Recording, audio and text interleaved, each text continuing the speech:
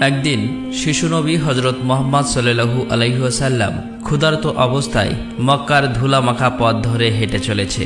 কিছুটা দূরে ছিল আবু জাহেলের খেজুর বাগান। আবু জাহেল এক ইহুদি ব্যক্তিকে নিয়ে খেজুরগুলো একটি বস্তায় ভর্তি করছিল। শিশু নবী মুহাম্মদ সাল্লাল্লাহু আলাইহি ওয়াসাল্লাম তখন ক্ষুধার্ত ছিল, তাই ক্ষুধা নিবারণের জন্য দুটি খেজুরের আশায় আবু জাহেলের খেজুর বাগানের দিকে যেতে লাগলো। শিশু নবী মুহাম্মদ সাল্লাল্লাহু আলাইহি ওয়াসাল্লাম ধীরে ধীরে সেই খেজুর বাগানে হাজির হলেন এবং আবু জাহেলকে সালাম দিয়ে বিনয়ের সঙ্গে বললেন, চাচা যান, আমার খুব ক্ষুধা পেয়েছে, আমাকে দুটি খেজুর দিতে পারবেন? তখন আবু জাহেল তাচ্ছিল্য ভরা চোখে তাকিয়ে বলল, হে মুহাম্মদ, তোমাকে খেজুর দিতে পারি, কিন্তু একটি শর্ত আছে। ওই যে ব্যক্তিটি দাঁড়িয়ে আছে তার কাছে বস্তা আছে, ওইগুলো তুমি মাথায় করে নিয়ে আমার বাড়িতে দিয়ে আসো, তাহলে তুমি খেজুর পাবে। তখন শিশু নবী সাথে সাথে ওই ইহুদি ব্যক্তির কাছে চলে গেলেন। ইহুদি লোকটি তাকে অবাক হয়ে দেখে বললেন, হে বালক মুহাম্মদ, তুমি কি জন্য এসেছো? শিশু নবী মুহাম্মদ সাল্লাল্লাহু আলাইহি ওয়াসাল্লাম বললেন, আমি এই বস্তা মাথায় করে নিয়ে যাব। ইহুদি ব্যক্তিটি বললেন, এই ছোট্ট বয়সে তুমি কি এই বস্তায় নিয়ে যেতে পারবে? শিশু নবী বললেন, নিশ্চয়ই পারবো।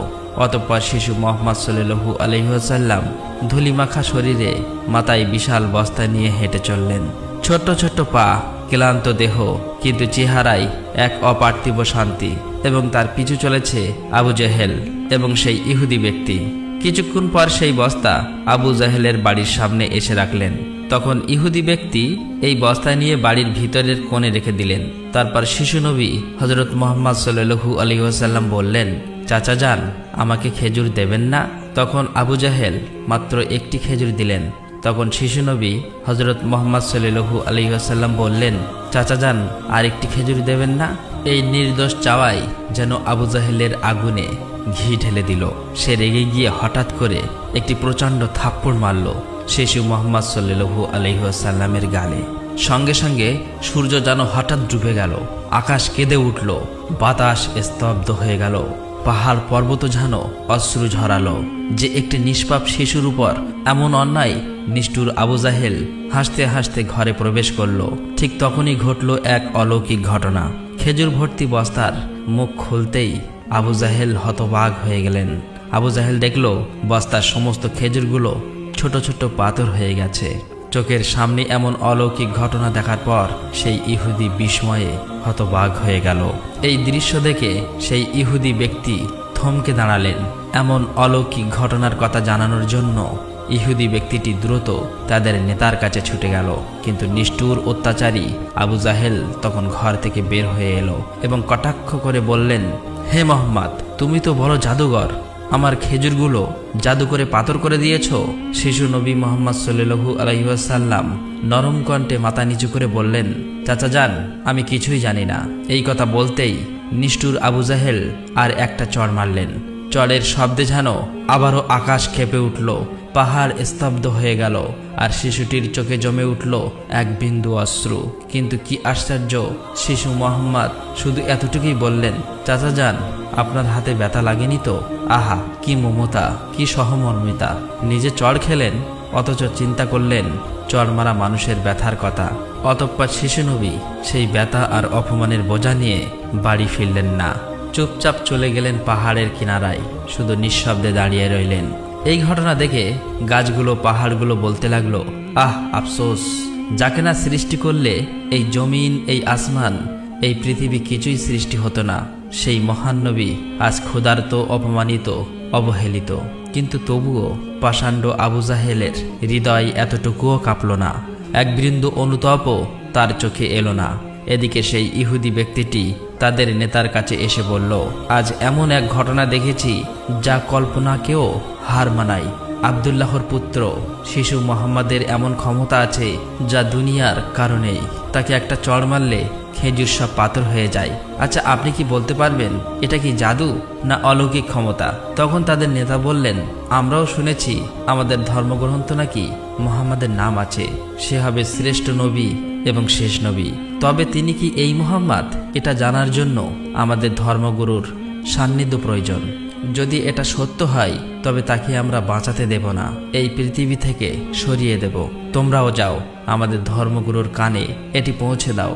তখন সেই ইহুদি ব্যক্তিটি আবারও আবু জাহেলের বাড়ির দিকে রওনা হলেন। যেতে যেতে সেই খেজুর বাগানের কাছে উপস্থিত হয়ে দেখলেন সমস্ত খেজুর গাছের খেজুর নেই, সব একেবারে পাথর হয়ে গেছে। এটা দেখে সেই ইহুদি ব্যক্তিটি হতভম্ব হয়ে গেলেন। তিনি আর এক মুহূর্ত দাঁড়ালেন না, খুব দ্রুত আবু জাহেলের বাড়ির দিকে রওনা হলেন। আবু জাহেলের বাড়িতে এসে বললেন, ভাই, আপনার খেজুর বাগানের সমস্ত খেজুরগুলো তো পাথরে পরিণত হয়ে গেছে। এখন এটাকে যদি ফিরিয়ে আনতে না পারেন তাহলে অনেক টাকা ক্ষতি হয়ে যাবে। এটাকে ফেরানোর একমাত্র পথ হলো শিশু মুহাম্মাদের কাছে ক্ষমা চাওয়া। কিন্তু আবু জাহেল ক্ষমা চাওয়ার পাত্র ছিল না। সে ছিল নিষ্ঠুর এবং অতি চালাক। তাই সে চালাকি করেই বলল, ঠিক আছে, চলো আমরা মুহাম্মাদের বাড়িতে গিয়ে দেখি। এই বলে তারা শিশু মুহাম্মদ সাল্লাল্লাহু আলাইহি ওয়াসাল্লামের বাড়ির দিকে রওনা হলেন। শিশু মুহাম্মদ সাল্লাল্লাহু আলাইহি ওয়াসাল্লাম থাকতেন চাচা আবু তালেবের সঙ্গে। চাচা আবু তালেব তখন ঘরে একা। কিছুক্ষণের মধ্যেই আবু জাহেল এসে হাজির হয়ে বললেন, হে আবু তালেব, শিশু মুহাম্মদ কোথা থেকে এমন জাদু শিখেছে? সে তো বড় জাদুঘর। সে আমার খেজুরগুলো সব পাথর করে দিয়েছে। কোথায় গিয়েছে তুমি কি খবর রাখো? তাকে তো খুঁজে পাওয়া যাচ্ছে না। দেখো কোন পাহাড়ের কিনারায় জঙ্গলের বাঘ ভাল্লুকে খেয়ে নিয়েছে কিনা। এই কথা শোনা মাত্রই চাচা আবু তালেব আর দেরি করলেন না, শিশু নবীকে খুঁজতে বার হলেন। এদিকে শিশু নবী হযরত মুহাম্মদ সাল্লাল্লাহু আলাইহি ওয়াসাল্লাম পাহাড়ের কিনারায় বসে কাঁদছে আর বলছে, আজ যদি আমার মা বাবা বেঁচে থাকতো আমার সাথে কেউ এরূপ ব্যবহার করতে পারত না। আমি আজ বড় একা। শিশু নবীর কান্না দেখে জঙ্গলের বাঘ ভাল্লুক হরিণ সেখানে আসলেন। সেই ব্যথায় ব্যতীত হয়ে তারাও যেন কাঁদছে আর বলছে, ইয়া রাসূলুল্লাহ, রাহমাতুল লিল আলামিন, এই চর যেন আমাদের লেগেছে। ইয়া রাসূলুল্লাহ, তুমি আর কেঁদো না, এই কান্না আমরা সহ্য করতে পারছি না। অতঃপর কিছুক্ষণের মধ্যেই চাচা আবু তালেব সেখানে হাজির হলেন। এটা দেখার পর তিনি আর কিছুই বললেন না, একেবারে অবাক হয়ে গেল। তখন চাচা আবু তালেব সান্ত্বনা দিয়ে বললেন, তোমাকে এমন কষ্ট দিল, আমি তো আছি। আমি বেঁচে থাকতে কেউ তোমাকে আঘাত করতে পারবে না। অতঃপর শিশু নবীকে নিয়ে চাচা আবু তালেব বাড়িতে চলে এলেন। সেই রাতেই চাচা আবু তালেব আবু জাহেলের বাড়িতে গিয়ে বললেন, তুমি তাকে জাদুঘর বলছো, অথচ সে তো কিছুই চায়নি। সে তো তোমার খেজুর নেয়নি, তোমার বিরুদ্ধে কিছু বলেনি। এই শিশুর চোখে যে অশ্রু ঝরেছে সেই অশ্রু একদিন পাহাড়ও গলিয়ে দেবে। এই কথা বলে তিনি সেখান থেকে চলে আসলেন। এই কথা শুনে আবু জাহেল কোনো জবাব দিল না, কারণ এই শিশুর মধ্যে এমন কিছু ছিল যা সে অনুভব করতে পারছিল কিন্তু স্বীকার করতে পারছিল না। আসলে আবু জাহেল ছিল মিথ্যাবাদী এবং অত্যাচারী। সেই রাতে মক্কার আকাশে এক উজ্জ্বল আলো দেখা গেল। সবাই ভাবল বুঝি কোনো তারা পড়েছে। ফেরেশতারা একে একে নেমে আসলো। এক ফেরেশতা আরেক ফেরেশতাকে বলল, এই শিশুর চোখে পানি দিয়ে একদিন মহা কিতাব নাজিল হবে। এই শিশু হবে শ্রেষ্ঠ মানব তথা শ্রেষ্ঠ নবী, যা সমগ্র বিশ্ববাসীর জন্য রহমত স্বরূপ। এদিকে ইহুদি কাফেররা এই অলৌকিক ঘটনা শোনার পর নবীজিকে হত্যা করার জন্য ষড়যন্ত্র লিপ্ত হয়ে যায়। কেননা তারা চেয়েছিল যে শেষ নবী তাদের বংশের মধ্যে জন্ম হোক, কিন্তু তা হয়নি। তাদের মধ্যে একজন ইহুদি তাদের ধর্মগুরুর কাছে গিয়ে সমস্ত ঘটনা খুলে বললেন। তখন তাদের ধর্মগুরু বললেন, আমি চিনেছি তাকে, সে সেই নবী যার বর্ণনা আমাদের কিতাবে আছে। তার দুটি চিহ্ন রয়েছে, একটি কাঁধে নবুয়াতের মোহর, অন্যটি তার দৃষ্টিতে রহমত। অন্য একজন প্রশ্ন করল, তাহলে আপনি কি ঈমান আনবেন? তখন তিনি চুপ করলেন, মাথা নিচু করলেন, তারপর শুধু বললেন, আমরা চেয়েছিলাম আমাদের বংশে আসুক, তাই আমরা সত্যকে অস্বীকার করব। অন্যদিকে প্রতি বছর চাচা আবু তালেব ব্যবসার উদ্দেশ্যে সিরিয়ায় সফর করতেন। সেদিনও চাচা আবু তালেব সিরিয়া সফরের উদ্দেশ্যে প্রস্তুত হচ্ছিলেন। ঠিক সেই সময় শিশু মুহাম্মদ সাল্লাল্লাহু আলাইহি ওয়াসাল্লাম এসে বললেন, চাচা যান, আপনার সঙ্গে আমিও সিরিয়ায় সফরে যাব। কিন্তু শিশু মুহাম্মাদের কথা চাচা আবু তালেব ফেলতে পারলেন না। অতঃপর পরের দিন ব্যবসার উদ্দেশ্যে শিশু মুহাম্মাদকে নিয়ে চাচা আবু তালেব সিরিয়া সফরের উদ্দেশ্যে রওনা হলেন। এভাবেই চলতে চলতে কয়েক মঞ্জিল পথ অতিক্রম করার পর বাণিজ্য কাফেলা শাম নামক একটি জায়গায় গিয়ে বিশ্রাম নিচ্ছিলেন।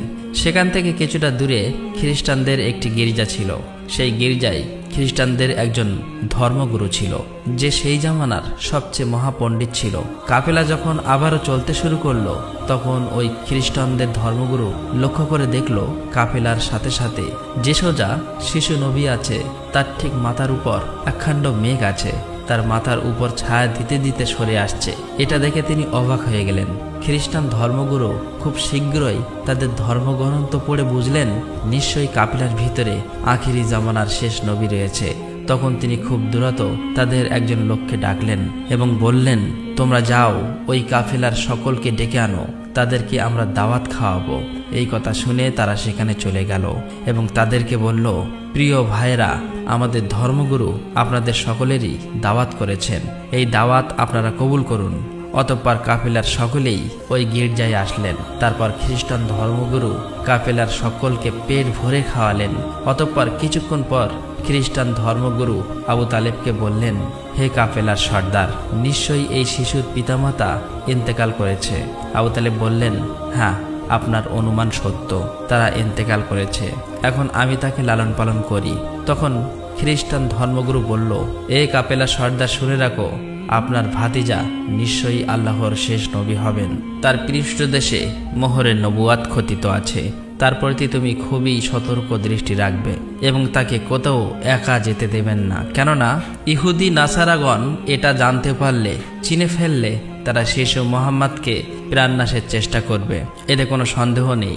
তখন চাচা আবু তালেব বললেন, আপনি এই খবর জানেন কিভাবে? খ্রিস্টান ধর্মগুরু বললেন, আমি তৌরাত কিতাবে এই ঘটনার বর্ণনা পেয়েছি। তুমি যাও, তোমার ভাতিজাকে এখানে ডেকে আনো। তখন চাচা আবু তালেব শিশু মোহাম্মদকে সেখানে আনার জন্য চলে গেলেন। কিছুক্ষণ পর খ্রিস্টান ধর্মগুরু দেখলেন আবার একটি কাফেলা রওনা হচ্ছে। তখন খ্রিস্টান ধর্মগুরু সেখানে গেলেন এবং তাদেরকে জিজ্ঞাসা করলেন, আপনারা কারা আর কোথায়, কি জন্যই বা যাচ্ছ? তখন তারা উত্তর দিল, আমরা রোম দেশের সৈন্য। আমাদের বাদশাহ আমাদেরকে পাঠিয়েছে যে দুনিয়াতে নাকি আখিরি নবীর আবির্ভাব হয়েছে অনেকদিন আগেই।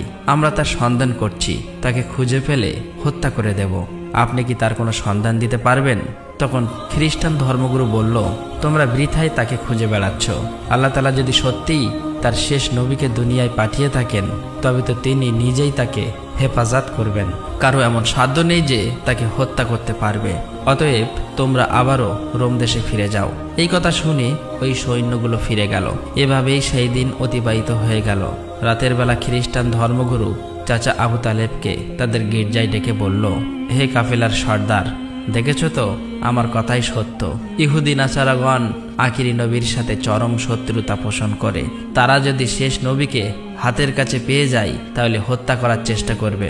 অতএব ভাতিজাকে নিয়ে বিদেশে যাওয়া উচিত হবে না, ফিরে যাও। অতঃপর পরের দিন চাচা আবু তালেব আর বিদেশ সফর করলেন না, আবারও দেশের পথে ফিরে আসতে লাগলেন। কিছুক্ষণ যাবার পর পথের মধ্যে একটি ঘোড়া দেখতে পেলেন, কিন্তু সেখানে কোনো মানুষ ছিল না। এটা দেখে তারা সেখানে দাঁড়িয়ে পড়লেন। তারপর দেখলেন একজন মানুষ মৃত অবস্থায় পড়ে আছে। আসলেই এটি ছিল একজন ইহুদি যে শিশু নবীকে হত্যা করতে এসেছিল।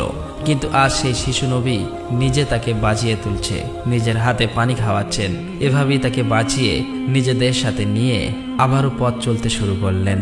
এভাবেই চলতে চলতে তাদের কাফেলা একটি সাগরের কিনারায় এসে উপস্থিত হলেন।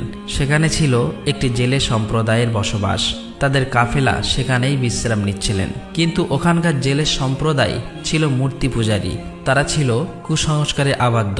চাচা আবু তালেব হঠাৎ করে একটি জায়গায় গিয়ে দেখল একদল জেলে সম্প্রদায় মূর্তি পূজা করছে। তখন তাদের মধ্যে একজনকে জিজ্ঞাসা করলো, প্রিয় ভাইরা, আপনারা এমন করে মূর্তি পূজা করছেন কেন? তখন সেই ব্যক্তি বলল, আমাদের জালে বহুদিন থেকে মাছ ধরা পড়ে না, তাই সমুদ্রের দেবতাকে খুশি করার জন্য এই পূজার আয়োজন করেছি। এদিকে শিশু মুহাম্মদ সাল্লাল্লাহু আলাইহি ওয়াসাল্লাম লক্ষ্য করে দেখলেন একটি বড় মূর্তির সাথে একজন মা ও তার বাচ্চাকে শিকল দিয়ে বেঁধে রাখা হয়েছে, তাদেরকে বলি দেবে বলে। কেননা এই জেলে সম্প্রদায়ের বিশ্বাস ছিল এভাবে বলি দিলে তাদের দেবতা খুশি হবে, তাদের জালে আবারও মাছ ধরা পড়বে। তখন শিশু মুহাম্মদ সাল্লাল্লাহু আলাইহি ওয়াসাল্লাম সেখানে গেলেন এবং তাদেরকে শিকল খুলে মুক্তি করে দিলেন। সেই মুহূর্তে একজন জেলে সেখানে গেলেন এবং বললেন, আমরা যাদেরকে বলি দেব বলে বেঁধে রেখেছিলাম তাদেরকে একজন বাচ্চা খুলে দিয়েছে। এটা শুনে তারা সবাই অতি দ্রুত নবীজিকে ধরতে সেখানে যেতে লাগলো। তখন চাচা আবু তালেব তাদেরকে থামাতে গেল, আর সেই সাথে সাথেই তারা সবাই দেখতে পায় সমুদ্রের কাছে সেই বড় মূর্তিটি আপনা আপনি ভেঙে পড়েছে। সমুদ্রের ঢেউ উঠেছে আর সেই ঢেউয়ের সাথে সাথে অনেকগুলো মাছ উপরে উঠে এসেছে। এটা দেখে সমস্ত জেলে সম্প্রদায়ের মানুষ অনেকগুলো মাছ ধরল এবং তারা নিজেরা অনেক খুশি হয়ে গেল। এটা দেখে আবু তালেব অবাক হয়ে যায়। আসলে এই নবীজি তখন সমুদ্রের ধারে দাঁড়িয়ে আল্লাহর কাছে দোয়া করছিলেন। নবীজির দোয়ার বরকতে আল্লাহ তাআলা তাদেরকে মাছ দিয়েছিলেন। অতঃপর তাদের কাফেলা মক্কার দিকে রওনা হলো। মক্কায় আসার পর শিশু নবী হযরত মুহাম্মদ সাল্লাল্লাহু আলাইহি ওয়াসাল্লাম চাচা আবু তালেবের ছাগল নিয়ে চড়াতে যেতেন। একদিন ছাগল চড়িয়ে ফেরার পথে শিশু নবী দেখতে পান এক জায়গায় দাসদাসীদের কেনাবেচা চলছে। পুরুষদের গরম রড দিয়ে অত্যাচার করছে এবং মহিলাদের উচ্চ দামে কেনাবেচা চলছে। এটা দেখে শিশু নবী অনেক কষ্ট পায়। এদিকে নবীজির এক চাচা আবু লাহাব দাসদাসীকে কেনাবেচা করত। তিনি একজন দাসকে বেশি দামে বিক্রি করে দিচ্ছিলেন। ঠিক সেই সময় তার স্বামী গিয়ে বললেন, হুজুর, আপনি এমন কাজ করবেন না, আমাদেরকে ক্ষমা করে দিন। এভাবেই কাকুতি মিনতি করতে লাগলো, কিন্তু আবু লাহাব তার কোনো কথাই শুনতে চায় না। ঠিক সেই সময় আমাদের দয়ার নবী সেখানে হাজির হয় এবং চাচা আবু লাহাবকে বলে, আপনি এই মহিলাকে বিক্রি করবেন না। তখন আবু লাহাব বলে, আমি এই মহিলাকে অনেক বেশি দামে কিনেছি, আমার মূল্য পরিশোধ করে দিলে আমি তাকে ছেড়ে দেব। তখন শিশু নবী তার এই মূল্য পরিশোধ করে দিলেন, আর সেদিন সেই মহিলা নবীজির জন্য মুক্তি পেয়েছিলেন। অতঃপর সেই সময় মক্কায় বহুদিন ধরে বৃষ্টি হচ্ছিল না। মক্কায় বড় বড় নেতারা একত্রিত হয়ে বলতে লাগলো, মক্কায় বহুদিন ধরে বৃষ্টি হচ্ছে না, আমাদের বাচ্চারা মারা যাচ্ছে, পশু পাখি মারা যাচ্ছে। তাই আমরা সবাই মিলে কসম করছি যে আমরা সবাই কাবার কাছে আসব এবং সেখানে গিয়ে বৃষ্টি চাইব। যতক্ষণ না বৃষ্টি আসে ততক্ষণ আমরা সেখান থেকে আসব না। এই কথা বলার পর সবাই একে একে কাবার দিকে যেতে লাগলো। সেখানে চাচা আবু তালেবও যাবে। ঠিক এমন সময় শিশু মুহাম্মদ সাল্লাল্লাহু আলাইহি ওয়াসাল্লাম চাচা আবু তালেবকে জিজ্ঞাসা করলেন, চাচা যান, আপনি কোথায় যাচ্ছেন? চাচা আবু তালেব বললেন, হে মুহাম্মদ, আমাদের মক্কা শুকিয়ে গিয়েছে, বহুদিন বৃষ্টি হয় না, একে একে সবাই মারা পড়ছে, তাই বৃষ্টির জন্য কাবা ঘরের কাছে যাচ্ছি। তখন শিশু নবী বললেন, চাচা যান, আপনি আমাকে সাথে নিয়ে চলেন। তখন চাচা আবু তালেব বললেন, হে মুহাম্মদ, তুমি এখন ছোট্ট, সেখানে মক্কার বড় বড় নেতারা থাকবে, আমি যদি তোমাকে নিয়ে যাই তাহলে সকলেই আমাকে অপমান করবে। তখন শিশু নবী বললেন, চাচা যান, আপনি আমাকে সাথে নিয়ে চলেন, তারা যদি আমাকে সেখানে থাকতে না দেয় তাহলে আমি চলে আসব। শিশু নবীর মুখে এমন কথা শোনার পর চাচা আবু তালেব তার কথা ফেলতে পারলেন না। আসলে তিনি তাকে খুবই ভালোবাসতেন, তাই তিনি তাকে নিয়ে কাবার দিকে রওনা হলেন। কিছুক্ষণ পর তারা কাবার কাছে গিয়ে হাজির হলেন। দেখলেন কাবা ঘরের কাছে মক্কার বড় বড় নেতারা হাজির হয়েছে। আশেপাশের পুরুষ মহিলা সবাই হাজির হয়েছে, কেননা তারা শপথ নিয়েছে বৃষ্টি না আসা পর্যন্ত কাবা ঘর আঁকড়ে ধরে রাখবে। মক্কার বড় বড় নেতারা বলতে লাগলো, হে আবু তালেব, তুমি কি জানো না আমরা এখানে শপথ করে এসেছি, তুমি এই শিশুটিকে কেন নিয়ে এসেছো? এখানে তো তার কোনো প্রয়োজন নেই। তখন আবু তালেব বললেন, হে মুহাম্মদ, তুমি পিছনের দিকে চলে যাও। এই কথা শুনে শিশু মুহাম্মদ পিছনের দিকে চলে গেলেন। অতঃপর মক্কার বড় বড় নেতারা একসাথে বলতে লাগলো, হে কাবা ঘরের স্রষ্টা, আমাদের পানির ব্যবস্থা করে দিন, আমরা আর পারছি না। এভাবেই বলতে বলতে সারা রাত কেটে গেল, কিন্তু একটুও বৃষ্টি হলো না। সকাল গড়িয়ে দুপুর হয়ে গেল, বৃষ্টি হলো না। এদিকে কাবা ঘরও গরম হতে শুরু করলো। এর মাঝে তিনজন গরম সহ্য করতে না পেরে গরমে অজ্ঞান হয়ে গেল। কিছু লোক তাদেরকে নিয়ে এক জায়গায় চিকিৎসার ব্যবস্থা করলেন। এদিকে একজন চাচা আবু তালেবের পিছনে আঁকড়ে ধরলেন। চাচা আবু তালেব যখন পিছনে ফিরে তাকালেন, দেখলেন শিশু মুহাম্মদ সেখানে দাঁড়িয়ে আছে। অত্যন্ত রেগে গেলেন এবং বললেন, হে মুহাম্মদ, তুমি এখানে কেন এসেছো? তখন শিশু মুহাম্মদ বললেন, চাচা যান, আমাকে আসতে দিন, আমি আসলেই মহান আল্লাহ তাআলা পানি বর্ষণ করবেন। তখন চাচা আবু তালেব বললেন, এখানে এতগুলো মক্কার বড় বড় নেতা আছে, তারা সবাই পানি চাইছে, কিছু হচ্ছে না, আর তুমি এখন এই শিশু বয়সে কি করবে? তুমি চাইলে পানি হবে? এটা সম্ভব? অতএব তুমি পিছনের দিকে চলে যাও। এই কথা শুনে শিশু নবী আবার পিছনের দিকে চলে আসলেন। এদিকে পুনরায় তারা একসাথে বলতে লাগলো, হে কাবা ঘরের স্রষ্টা, আপনি আমাদের পানির ব্যবস্থা করে দিন। কিন্তু কোনো মতেই বৃষ্টি হলো না। তখন সবাই ক্লান্ত হয়ে এক জায়গায় বিশ্রাম নিচ্ছিলেন। চাচা আবু তালেব পিছনে লক্ষ্য করে দেখলেন আবারও শিশু নবী সেখানে হাজির। তিনি অত্যন্ত রেগে গিয়ে বললেন, হে মুহাম্মদ, তুমি আবার কেন এসেছো? শিশু মুহাম্মদ বললেন, চাচা যান, আমি তো আপনার ঘাম মুছতে এসেছি। এই কথা শুনে চাচা আবু তালেব নবীজির উপর প্রচণ্ড মায়া লাগলো এবং তাকে জড়িয়ে ধরলেন। তখন শিশু মোহাম্মদ আবার বললেন, চাচা যান, আমাকে একটিবার কাবা ঘরের কাছে যেতে দিন। আমি গেলে আল্লাহ তাআলা পানি বর্ষণ করবেন। সেখানে থাকা মক্কার নেতাদের মধ্যে একজন এই কথাটি শুনতে পেল। শিশু মোহাম্মদ চিৎকার করে বলতে লাগলো, হে মক্কার মানুষেরা, চেয়ে দেখো, পানি চলে এসেছে।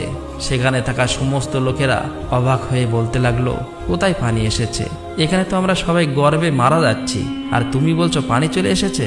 তাদের মধ্য থেকে একজন বলল, হে মোহাম্মদ, তুমি এগিয়ে যাও। কিন্তু অন্য নেতারা বলল, আমাদের মতো বড় বড় নেতা থাকতে যদি এই শিশু মোহাম্মদ সামনে চলে যায় তাহলে আমাদের মান সম্মান সব চলে যাবে।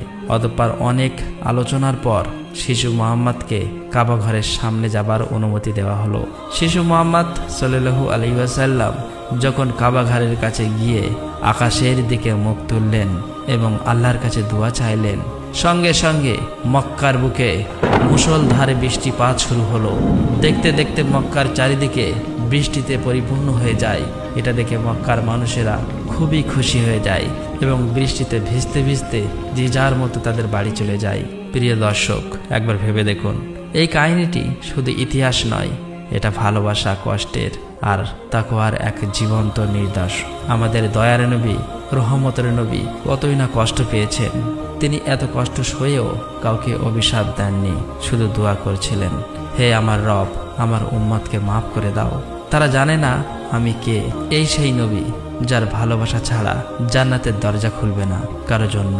আর আজ আমরা এই যুগের মুসলিম কতটুকু কাঁদি তার জন্য, কতটুকু ভালোবাসি তাকে, কতটুকু তার সুন্নাহ আঁকড়ে ধরেছি।